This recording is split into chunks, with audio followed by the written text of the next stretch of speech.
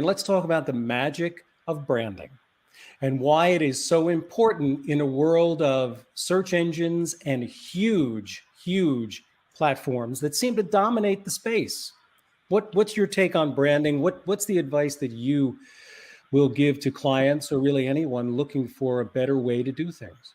When we look at branding, what it really is to me is it's the personality of the company. It's the focus of the company. You know, if you were to consider branding the same as a first impression as a person, if you were two people walking down the street and you noticed this person, you may not have any context for them or even what it is that they do specifically, but because you noticed them and you notice those specific things, that could represent their brand. And that's the same thing that you want to see with a business, both visually and in their communication. And that's where it ties into these bigger platforms, is in their communication, right? So for Google, if you have your branding locked in a particular way, you're sending signals to Google that you're a real company doing real things and that you're actually meaningful in your space. As you come across business owners and or marketers that you're coaching, what are some of the most common kind of mistakes that you see people making that could be easy, kind of like quick wins? So it sort of depends in the context of the business owner, what type of business it is. But I'll give you an example right now. There's a business I'm working with that is doubling down on really putting all of their eggs in the basket of building the brand before they even know if people want to take the offer, right? They're building their company around this whole thing, and they don't have the data really to say, hey, this is actually the service and the tool that people are going to want and actually want to pay money for.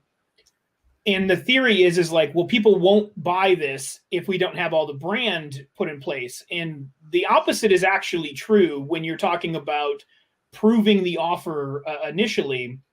So in this particular context, my advice has been, and it would be to anybody, to work on what's called a minimum viable funnel or minimum viable offer, and put an offer out there, because really what you're doing with all business is a function of solving people's problems, right? So if we present something that solves a problem, that's going to be attractive to a certain percentage of the marketplace without a brand in place at all, right? We can say, like there's an old analogy that I think is perfect for this. And it's like, sometimes the best way to sell a horse is just to put up a sign that says horse for sale.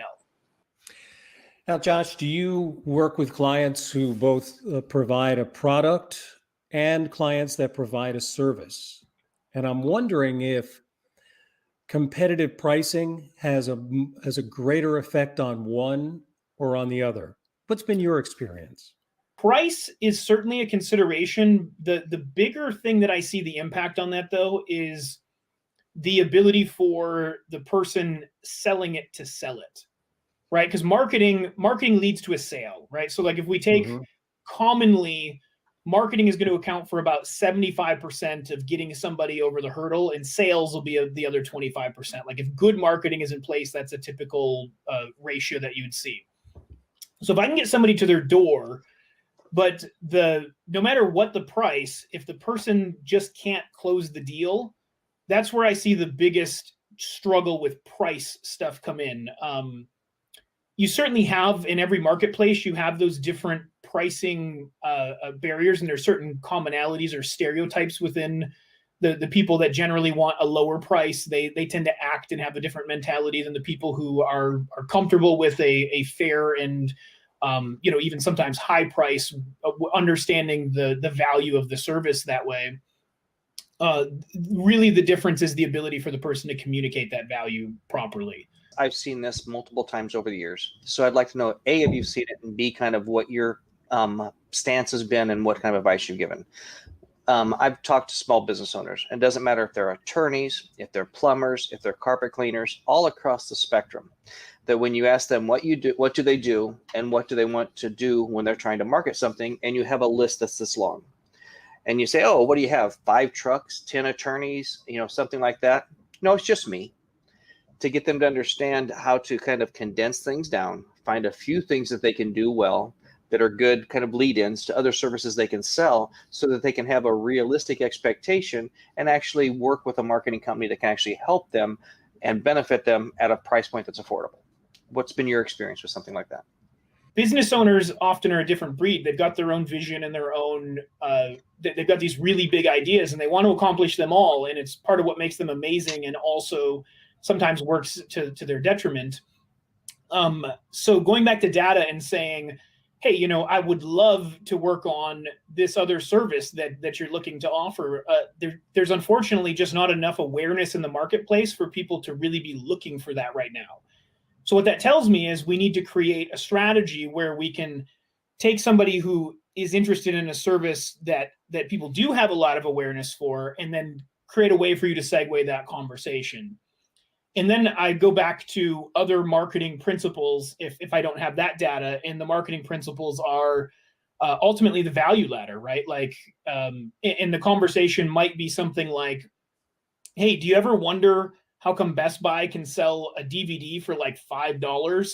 If it, you know, that's kind of an old reference these days. Nobody's buying DVDs too much anymore, but you know, they can sell it for $5 and everybody else is selling them for 20. Well, it's because they know that if they get you in the store, that you're going to buy something else as well. So let's work on that concept in your business. How can we create an offer that gets people to talk about this quickly enough for you to position the next product that you really want to the next product you really want on up the scale to them becoming, you know, maybe a reoccurring monthly client or something like that.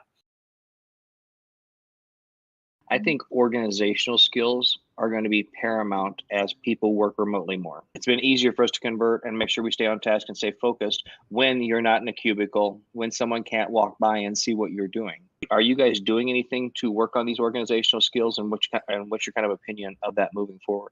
Now that you don't have all the distractions, so yes, your productivity has gone up, but what we used to call soft skills have truly become critical skills in the workplace.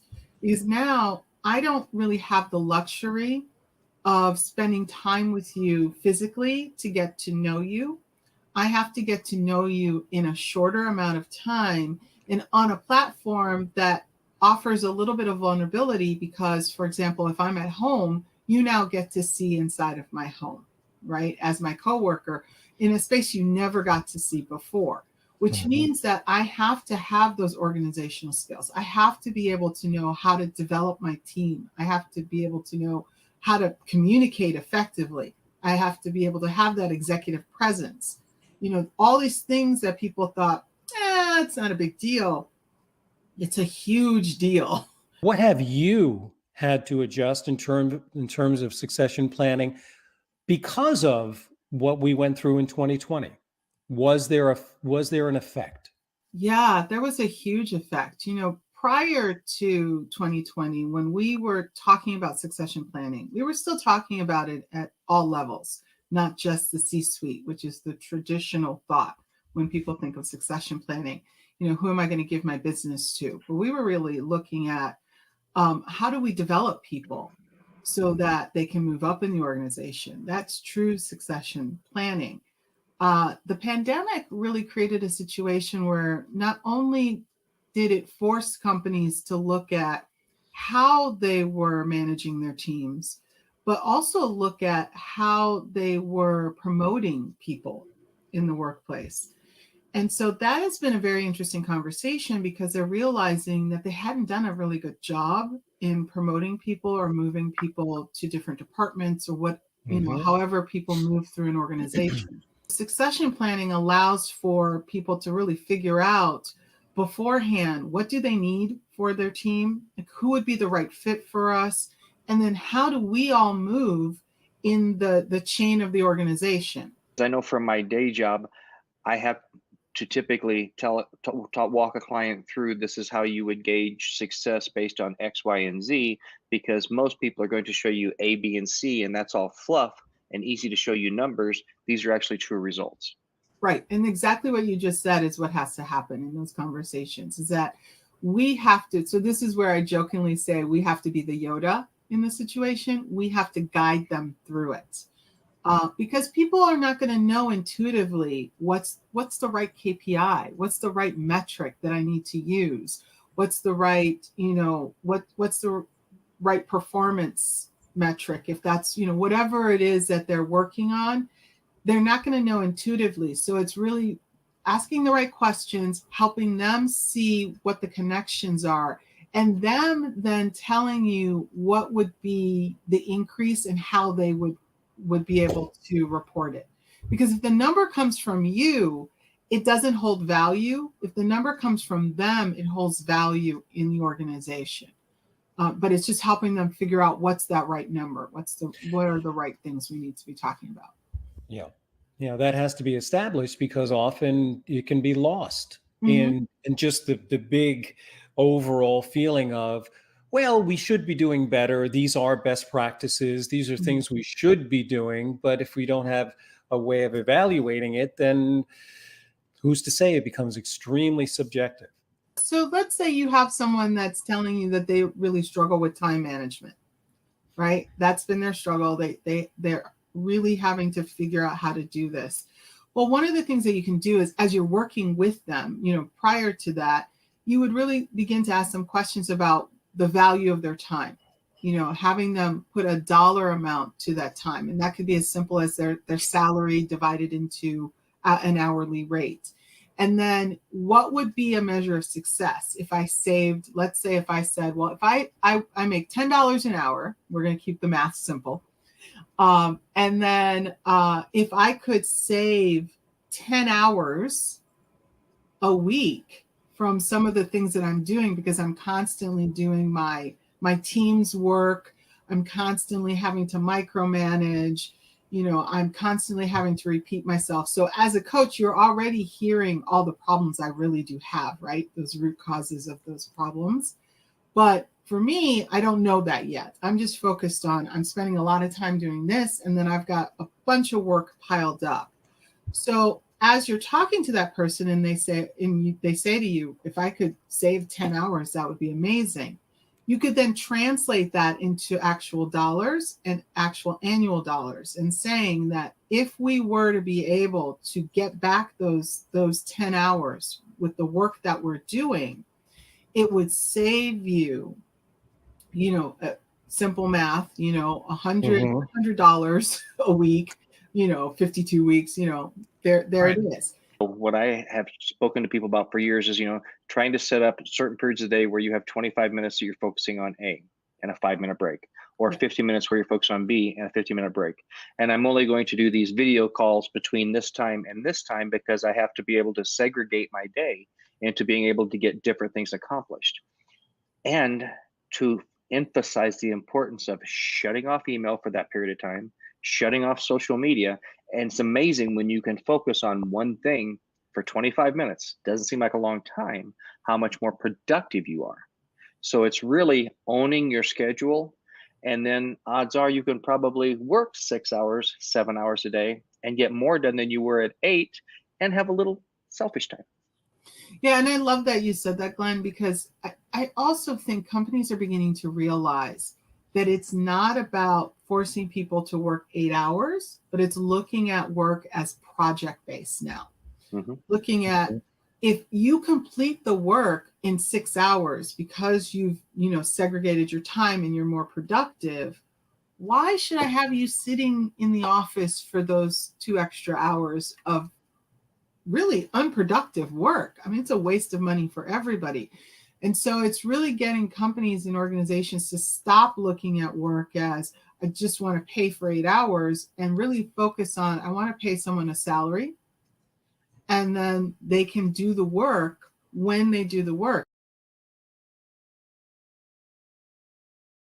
If you could tell your novice self 18 years ago one thing about SEO, what would that be? Because I think for most of our audience and our listeners, they consider themselves to be novices in this area. So what would you tell your younger self? I think the one thing that really still irritates me right now is the first 5 years of my SEO career, I listened to those so-called gurus who were spouting so much information that led me in a wild goose chase basically for 4 or 5 years. I didn't really do my own testing. I was hoping what that guy said was gospel and it would work very well for me. And I didn't take that action because I just assumed as a young guy that everyone told the truth. And obviously, as you grow up, you realize that people are salesy, people are saying things to mislead you, people are just making things up as they go along. So do your own testing. Don't just listen to what a guy says. The same thing what you're kind of saying, in my opinion, holds true to if you're doing sales, if you're doing public speaking, whatever you're doing, is to listen to what Craig does, listen to what maybe I do, listen to what Paul does, and kind of digest it a little bit and then try it. Because if you don't test or try whatever someone's telling you, how do you know if it ever works for you? You could have probably been a doctor in the time it took me to learn this basic SEO thing. And it is fairly basic. A lot of it's common sense, but it's just you don't know what you don't know. And I think, again, many of us have been in it from a young age, and we're young and naive anyway. So again, you just need to, and we think we know best as well. A bit of ego goes there. You're like, I'm not listening to that guy. I know better. I'm going to do it my way and stuff like that. So you need to drop all of that kind of stuff and just try things out. Now, people that have been massively successful in our industry probably hone down in certain elements within SEO. There's link builders. I've got friends who just do nothing else but link building. I've got friends who do nothing else but auditing. So you really can become an expert in one thing. And I think that's what I would rather use. I don't want a run-of-the-mill guy, working in my house or whatever it might be. In the same way, I don't want a run-of-the-mill guy working in my website, because it's just not going to give me that ROI. What is the growth that you're seeing in your personal brand, and maybe some advice you could give to our listeners about growing their personal brand as well? You need to embrace what is working really well for people out there. And obviously putting yourself out on these types of shows or at conferences or whatever, it's still sales no matter what way you look at it. You're demonstrating your knowledge, and you're getting that audience to buy into you, and building your brand, building authority and trust for what you do really is the next step. Because the way I see it is there's so many digital marketers out there. Why would someone come to me in Glasgow, for example? And that's where I think, building a brand, building trust, talking on podcasts, demonstrating that you are actually a guy worth listening to is going to help your business. Because I've got guys all over the world who come to me saying, I want this, I want that, I want training, I want coaching, I want this. And it's all because of that brand building. But I think fear is what paralyzes people and restrains us. And it's our own perceptions more often than the reality. I've been there, talking on stage, and I've had the dry mouth, the cold sweats, going, oh, and there's only 50 people there. I'm like, oh, and I'll give you a story. Actually, one of my first ever talks, I remember standing outside.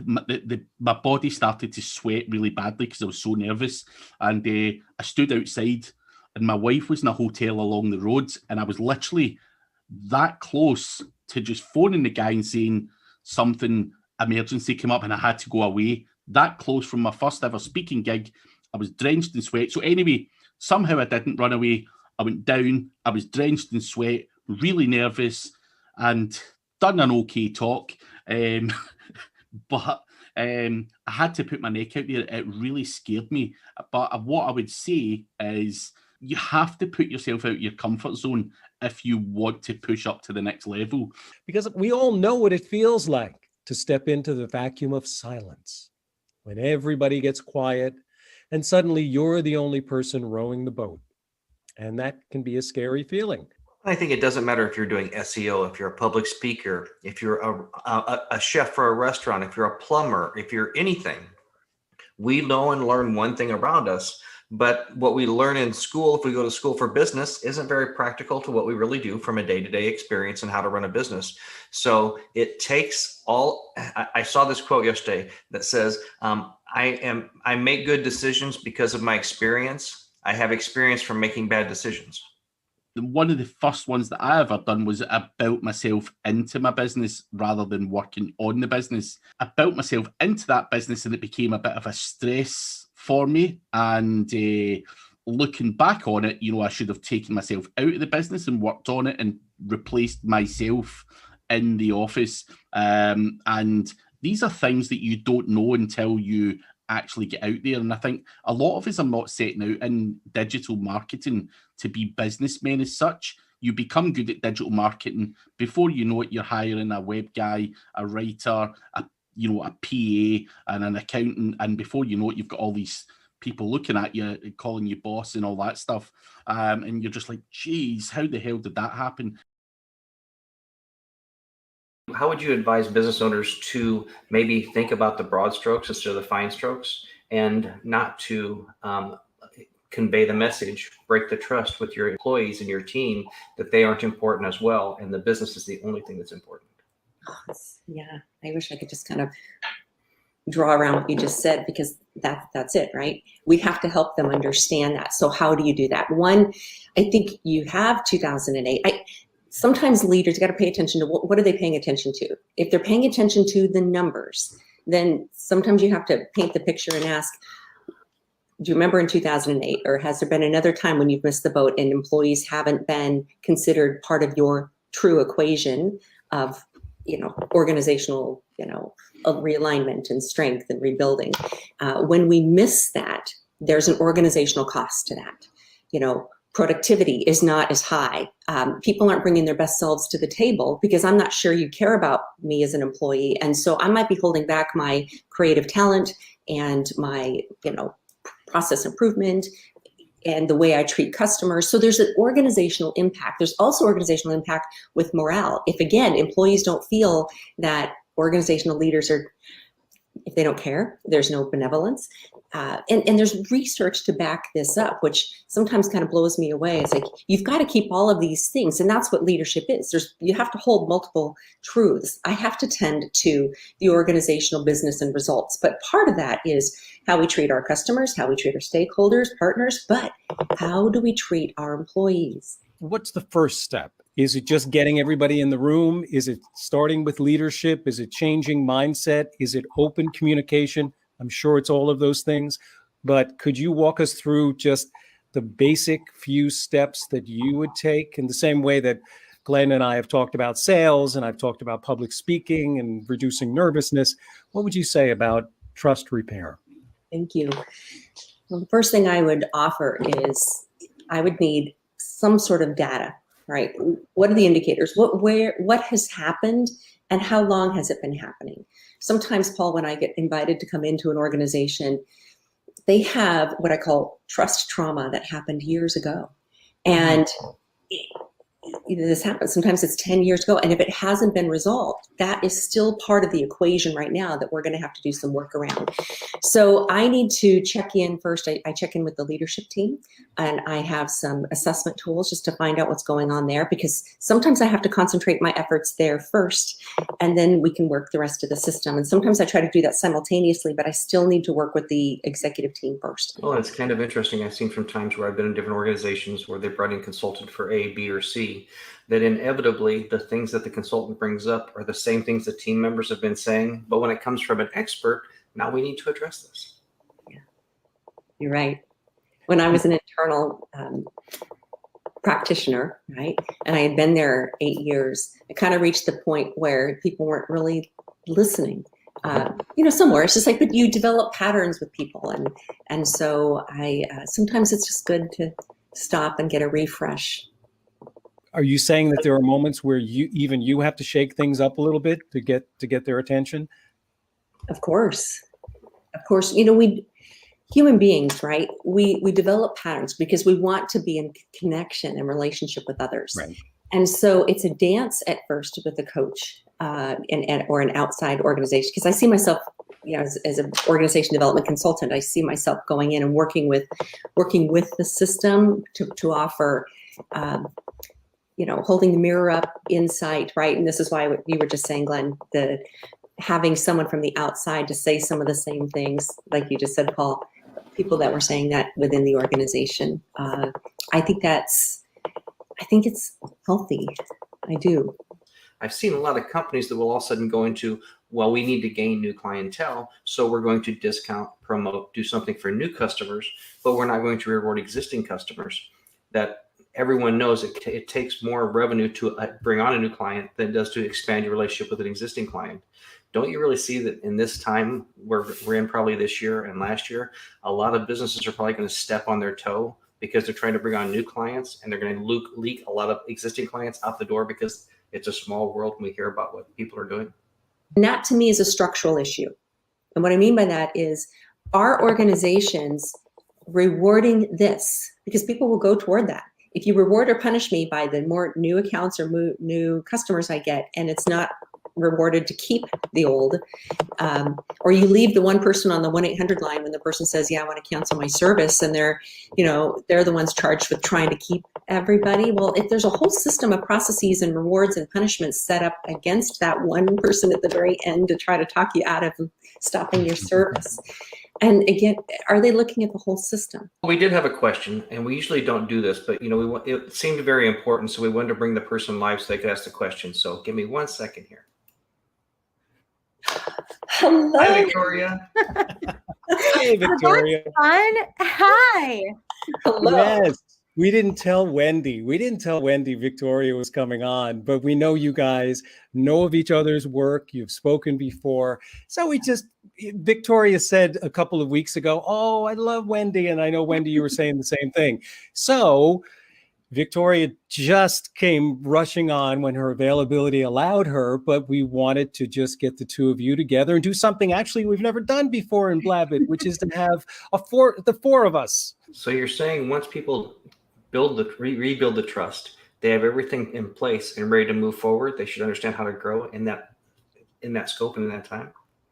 Well, what's interesting, Glenn, is that through the process of actually building all that is where the growth happens. And so a lot of people think that it's an outcome.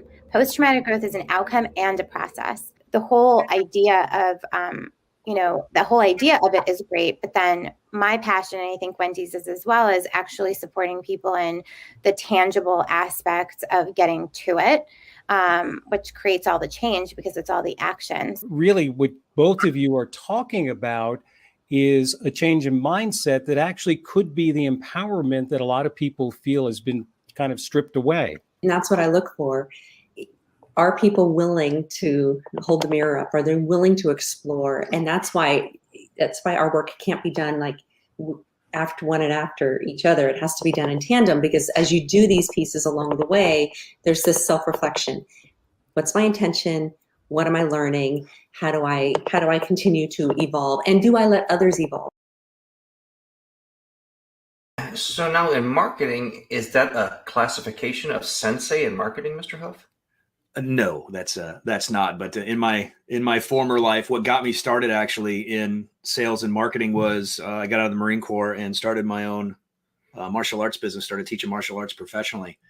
And I had to learn how to sell because I didn't know how. And I had to learn how to market because I didn't know how to do that either. And I did that for over 20 years. I still train, but I did that for over 20 years. And then once I kind of had a handle on the marketing and the sales, I realized it was a superpower. It's like, hey, if you know how to do sales and marketing, you can drive business to any business you want. And people need help learning how to do that. There's a formula. There's a recipe. It's like, if you do this and you do this and you do this, you will get this. You have to have a system that's predictable and repeatable and consistent. So that's what once I got that in my head, I'm like, okay, wait a minute. It can't be. How many people remember like the yellow pages and the Valpak people that would like pop into your business, right? Hey, you need to advertise and they need to see it X amount of times and all this stuff. And I'm like, well, how do I track that? How consistent is that? How many people can you tell me are going to see it? How many people are going to show, and that stuff just drove me crazy because I needed predictability. Bill, in terms of systems and having things in place and doing repeatable processes, what about disruption? And I know for a lot of people, we're coming out of this crazy year of 2020, and it seems that maybe some of the doors that were open just a crack are now kind of closed, or maybe they're only temporarily closed. What advice would you give in terms of some of the bumps in the road that we're hitting right now? What are some of the obstacles that probably didn't exist 18 months ago? The first thing is pivoting is a way of life. Get used to it and get good at it. Right? Mm-hmm. There was a book title. I didn't get the book, full disclosure, but the book title says it all. It's not the big that eat the small, but the fast that eat the slow. Right? So when we're faced with disruptions like this or COVID or things like that, be fast, be first. All right. That's another thing in the martial arts, be fast, be first. Okay. So you got to learn to pivot. So next, what's a disruptor? Well, let's think back to, I'm old enough to remember when the interwebs came around and the Yellow Pages and Valpak and Penny Saver and direct mail. Well, direct mail still works. We'll get into that later. But those things went away. And if all you knew was that, you were stuck. You had to pivot and go in another direction. Right. So obviously now, doesn't matter what kind of business you are, you better have some kind of online presence. You better have a way to attract, collect, and put a fence around your herd. One thing I want to circle back around to is you made the comment about some of the people and their retraction, they're working out of fear in 2020. And I think if 2020 has taught us anything, it's that fear paralyzes people.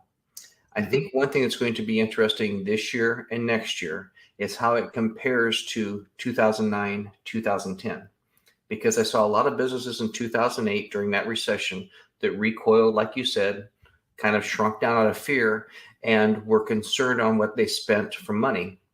And the people that took advantage, pivoted, and came out strong in 2008 had amazing businesses in 2009 and 10. What the crash did in 08 and 09 is what Dan Kennedy and Warren Buffett talk about all the time, which is, if you have any weakness in your business, if you have poor fundamentals and wow, that's amazing. The word fundamentals, the principle about fundamentals has been coming up over and over and over for me in the last 2 weeks from all different areas. And now it's come up here again. So maybe the big guy's telling me something I got to pay attention to. But if your fundamentals are weak anywhere, any idiot can make money when times are good. Okay. It's when times are bad that the sharp business people make money because their fundamentals are sound, right? So any business that had bad fundamentals, 2020 sucked. It was terrible, right? You got crushed. That's fact, right? And bad fundamentals could be, your cash flow, your cash reserves, your access to liquid capital. So, who knows? It could be all those things. People might be panicked like, oh my God, I can't invest any money in marketing right now. I'm barely staying alive. Well, doing what you've done has gotten you what you got, right? So time to try something else. And if you know your fundamentals, right? If you have a system, and back to systems and recipes and fundamentals again, right? Mm-hmm. If you can figure out, all right, I spend $1 in 30 to 60 days, I get $1.50 back. I'm just using easy math, right? If you get a system that can do that consistently and repeatedly, go get $100,000.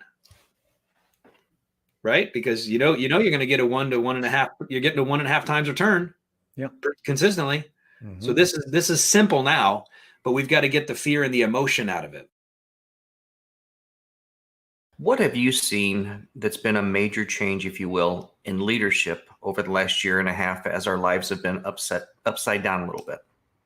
So there is a significant amount of what I'd call skill adaptation taking place in leaders, those who are there and those who are aspiring to be there. The best way would be to think of it as an image. If you would think of the letter L, leadership, as that a scripted loop, leaders at one time were expected to be that L, that loop, where you kind of bring people in and help move them forward towards a set destination with kind of rules all around you. And sometimes that was a big loop and sometimes it was a tight loop.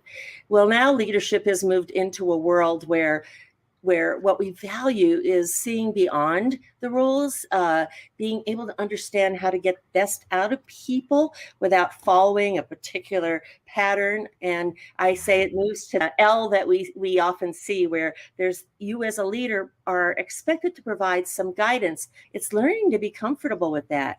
But how does it directly affect leadership? The fact that they are, for a very large amount, being virtual in terms of getting their message across and communicating changes. Yeah. What do you think? Well, that's an interesting question. And I've actually had a few clients where we have started to delve into that impact. I would say in the current environment and going forward, as a leader, you need to be technologically savvy. It used to be okay for a while to sort of play in technology, but not really know how to do it, really how to perform using technology, how to get the best out of others, how to gather what I'd call a full screen of information and ideas. And now it's like I put acting skills on the top of the heap for leaders, because you have to know your audience, know your screen, know what's going on behind the cameras and in front of the cameras. And now people want to say, oh, we're going to get through this and we're going to go back the way we did it before. I don't think so. And I'd be very, very surprised in what I see happening at some companies right now. A few of them not going back to their towers. A few other things like that tell me that the leadership future is using technology to be a leader, not dealing with it, using it. And a very intelligent gentleman once made the comment to me that he thought as a leader, it was his job to cultivate and transition the people that report to him into taking over his position. But I have not seen that often in leadership's mentality or processes. A, what do you think about that? And B, have you seen that much in your endeavors? Oh, you've hit on an interesting spot that I don't think we talk about very often.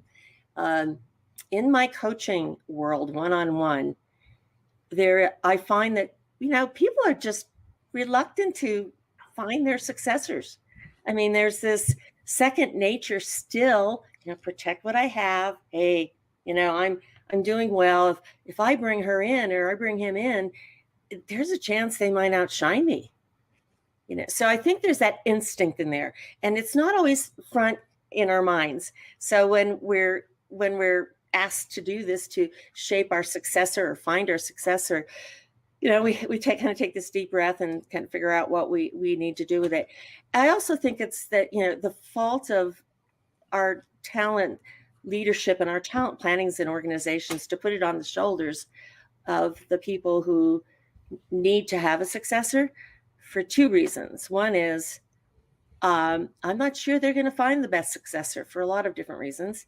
They might help groom them, but you know what? The successor probably needs to be different than the person who's in the position right now. Sometimes they can relate to that and help bring that person in and groom them, and sometimes they can't. If you are not in fact the leader, but you are someone in the hierarchy of that company or that corporation, a lot of times those messages can be considered to be coming from on high. In other words, they are somebody else's responsibility. I'll wait to hear what is going to happen next. But what can individuals do organically to make themselves more attractive as being that person? In other words, I guess what I'm asking is, what are leaders who are looking to find their next replacement or somebody who can move into a role, what are they looking for in a general sense? In a general sense, so I think that's one of the things that's changing, by the way, that formula is different. A couple of years ago, and this is even pre-pandemic, a couple of years ago, let's say in the space of 5 to 10 years ago, what we look for in candidates is like a show of power, and I'm decisive, I am able to influence and drive others. Again, characteristics of more of a past success for leaders than necessarily today or tomorrow. I think with a lot of large organizations, if you want to move upward within that organization, you pretty much have to show that you're capable of the position while in your current position. So if you're trying to move into your first level of management, maybe it's, mentoring, cultivating relationships with people that are your peers so that they can kind of see how you would behave when you take that next step. Mm-hmm. I think there's a set of skills. In fact, if we were right now going through a coaching exercise, what we talk about, I kind of use the old consulting kind of 4-box. What do you keep? What do you throw away and don't do at all? What do you take on that's new? And what do you take from inside of you that was kind of hidden and bring it out? But I want to dive right in and talk about how using the right words is so important. Really something that we've been promoting for the last week about this Blabbit episode, which is the power of conversation, the power of conversational coaching, and will, of course, lead to coaching, leadership, where everything goes from there. So that's my long-winded question, Tim, and that is, what do you think about that? Yeah, I think it's, you know, when you think about leadership, you know, for decades, leaders have been taught to lead by example, have people follow them, and it really led to more of a telling type of interaction. And fundamentally, that we've talked about that in coaching for 20 years. Because of the pandemic, now it's become even really more important. We have to ask questions, we have to listen, we have to understand our people. And so when I use a phrase such as, you know, Paul, what you need to do is much different than, well, what if we got together and then you fill in the blank? And so we teach some core language skills using words like we're in it together. Share, it's a friendly way to disseminate information or feedback. The word opportunity versus constructive feedback. People often say they don't have time to coach. That's really a mask for I don't know what to do and I don't know what to say. Once they do know what to do and say, it requires practice. Most people don't practice conversational skills. And don't you find it's really kind of one of the things that, like you said, you have to practice? And when people say they don't practice, I keep coming back to the fact that Michael Jordan still practiced free throws before and after every practice, just for basketball. You know, it's really a big difference between speaking with somebody and talking to somebody. Yeah.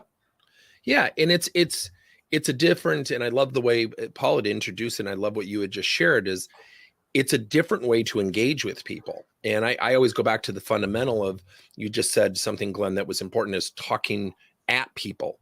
Is I always ask people, when you're talking to somebody and you're listening, are you thinking about what you want to say while they're talking? So if you are, and we're all guilty of that, don't tell me you're actively listening, because you're not. Active listening is the ability to paraphrase back to somebody, state what they've heard. And then ultimately that builds trust, versus me saying, oh, so Glenn, you had mentioned that, you know, John Stockton shooting free throws. I just demonstrated I wasn't listening to you, which happened what? I just broke trust. Mm-hmm. And I think that leaders are now starting to get that more than ever, is because of the pandemic, is how people are feeling, their empathy, their well-being, their mental health, their stress. That's really been front and center. Oh, by the way, now we're coming out of this pandemic. We need people to work. Mm-hmm. So now how do we change our dialogue to that? And all of that requires language and our ability to converse and coach. I could see there being a little bit of pushback in terms of, well, I want to make sure that the person who's listening to me understands the importance of what it is that I'm saying. So there is a balance there. And if I'm hearing you correctly, hopefully I am, then what you're saying is that people can be persuaded, but the language sometimes can seem like it's coercion, like you're trying to bludgeon them with your opinion, rather than having them believe that this is a journey that you're going on with them. Sure. You know, you can have people who are very dictative. You can have people who lead with opinion. We actually encourage people, if you find yourself to be that type of person, that doesn't mean you've lost the opportunity of coaching. So if I say, you know, Paul, here's something that I really think that you ought to buy into, or something you ought to do, instead of just letting it sit there and assume I've motivated you or I have agreement, I might ask a clarifying question such as, you know, hearing that, Paul, what goes through your mind? And, you know, where do you think you are in the scale in terms of agreement or disagreement with me? So you can lead with that and then use language of clarification to actually start a coaching conversation. So often in our business, we have, I will say, strong-willed male testosterone men who say it's my way or the highway. Mm-hmm. And they'll say, I'm very directive. I'm a hard-charging guy. How do I do this? I tell people, don't lose that way, yet you can couple coaching and language to support the conversation. It doesn't just have to end on what comes out of your mouth. You can lead into a conversation. Well, and for that type of person, don't you think it's some skills that need to be developed so that every time they're having a meeting with their team, every time they're doing it, it's not that same go, go, go, rah, rah. Mm-hmm. It's having some times when you do pull in and get feedback, and time. Mm-hmm. There's sometimes to lead, and there's sometimes to be the leader to allow others to lead with you. Absolutely. And I go back to, often we have a one-way direction when we coach or when we communicate with people. So if I say, you know, Glenn, we've got to do a presentation next week, you know, what's a word that would describe how you're feeling? And you say terrified, nervous, you know, I'm on pins and needles. And Paul goes, oh, I love this stuff. I would coach you differently. Mm-hmm. Yet often leaders will have that one-way street saying, well, Be confident. Don't let it bother you. And we give these rhetorical mandates over the wall. What do you say to individuals who want to see this important change? But what are some of the baby steps to getting there, to not seeming like, I'm sorry, Bob, you're not acting like yourself. Right. What happens then? So I'll go back to the earlier part of your statement. I think that we also have to look at, managers and leaders coach every day. You're coaching people to stay or leave. Nobody goes home and your spouse says, honey, how was your day? Nobody says neutral. I didn't have a feeling from 8 to 5. Most people have good days or bad days. What's the number one reason why people quit? Their boss. So I always tell leaders, if you don't have time to coach, remember silence is very loud. So if you're not talking to me as a leader, guess what I'm thinking? Oh man, my boss loves me. No. How come he never talks to me? How come she never brings me in? How come I never get positive feedback? So the baby steps, we do not take clients unless there is a cultural commitment. I'll work with individuals. Then the individuals are in a very precarious position depending on their political waters. So if you're coaching and the number one thing, baby step you can do is call someone to the office for the good stuff. The only way we all learn things, whether we're trying to learn to increase our education or whether we're trying to find out what we can do for someone, is by asking those questions. Whatever it is you provide, whether it's a product or a service, convenience is important, but relieving a challenge, or I'm sure anyone who is in sales has heard the word pain point, is even more important. Convenience is, well, that would be convenient. But something that really is getting in the way or really holding someone back, if you can aid them in overcoming that obstacle, that's priority number one, correct?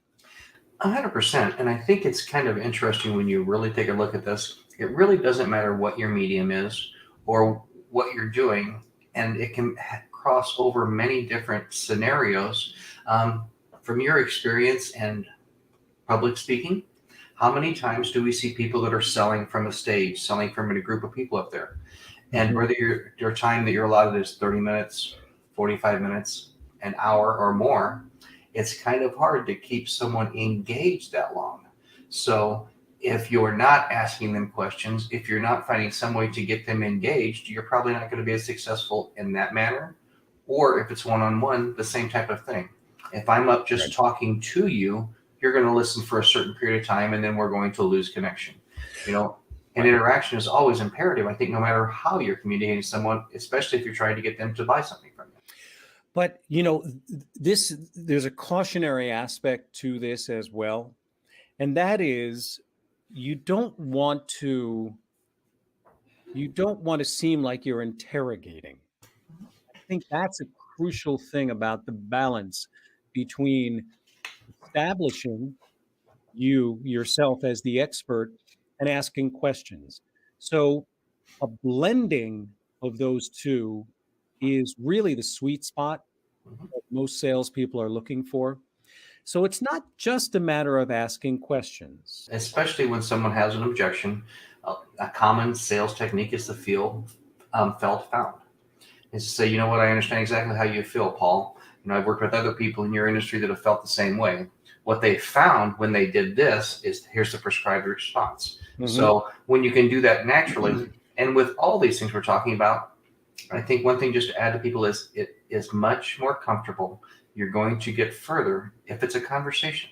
Like you said, it's not an interrogation. And there's nothing wrong with at the beginning saying, Paul, I'd like to get a little bit more about know more about your business. Is it okay if I ask you a few questions?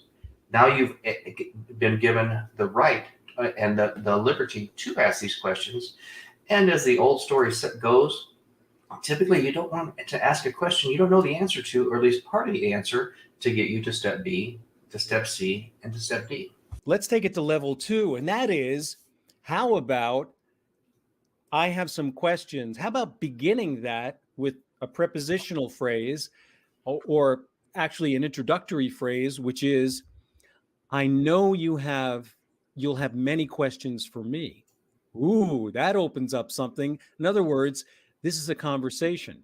I know you'll have many questions for me, and I have some for you as well. So we'll be asking each other a bunch of questions. Sound fair? I said, how about we kind of change the verbiage that we're using? We're not using prospecting. We're getting to know people. Once we get to know them and they're interested in your service, how about instead of having a sales call, we have a conversation? Because from that conversation, like you said, you're not trying to bring on customers, you're trying to build a relationship. So when you can take it a little bit personal, not too far, and like you were mentioning there a minute ago, I mean, that's something I do at the beginning of every sales call. As I say, Paul, I want to take a few moments to get to know you, and I'm going to tell you about myself.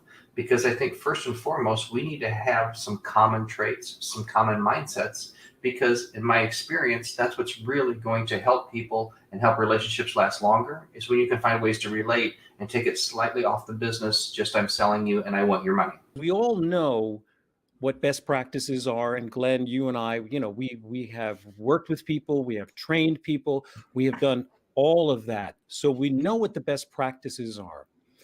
And in fact, the people that we train know what the best practices are. But we also know what it feels like to be in the trenches. And I don't want to make it sound like sales is like a combative thing. But there are certain sensations, there are certain feelings that we all have when we are in the spotlight, when we know that we're in this circumstance of negotiating. I mean, part of sales is negotiating, part of sales is navigating. I think it's, if you're working in an office, if you're somewhere like that where you're making calls, you're communicating with people, I think behind your computer, you should write the word don't/doesn't. Because inevitably, I'm talking to salespeople and I'm like, what if Paul does this? And I reply back, what if he doesn't?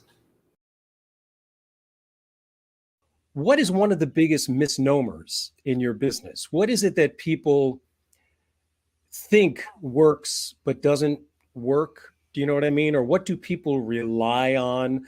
Or what assumptions do they make that they shouldn't be making? Yeah, I'd say one of the biggest things that people really think about, but that they don't really consider, is when you have a product, they think if they make a product, whether it's it's a technology, it's a course, it's something related to creating masterminds or student work, or even doing anything, let's say in real estate, just buying and selling houses. They think that once you put up a banner and you say, "Hey, I'm in business," that everybody's just going to come forward and start saying, "Hey, I would love your business or your product, and I'm just going to start working with you." And a lot of business owners realize later on in the cycle of actually starting their business and trying to scale it that that's just not how it works. People have to actually have and budget for a marketing strategy. And sometimes that involves investing in certain platforms. Sometimes it involves an education, understanding how do you craft a marketing message? How do you systemize that? How do you put it all together so that you can facilitate your sales process? The average business in the US has a marketing budget of $300 a month.